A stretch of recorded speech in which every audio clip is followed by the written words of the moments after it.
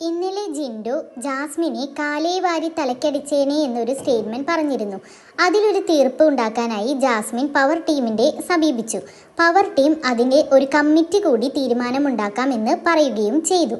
എന്നാൽ power team അത് പിറ്റേ ദിവസത്തേക്ക് മാറ്റിവെച്ചു. അത് ഡൈജസ്റ്റ് ചെയ്യാനായിട്ട് ജാസ്മിന് പറ്റിയില്ല.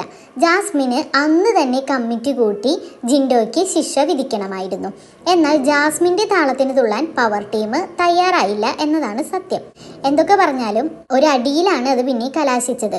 കാരണം ജാസ്മിൻ ഞാൻ ഇവിടെ ഇനി ഒരു ജോലിയും ചെയ്യില്ല എന്ന് പറഞ്ഞു.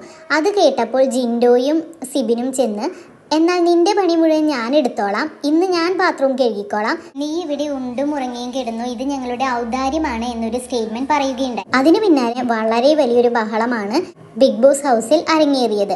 പതിവ് പോലെ ജാസ്മിന് വേണ്ടി ഗബ്രി അത് ഏറ്റുപിടിച്ചു. ഗബ്രിയും സിബിനും തമ്മിൽ തല്ലായി. പിന്നീട് അവിടെ ഒരു കൂട്ടത്തല്ലായിരുന്നു.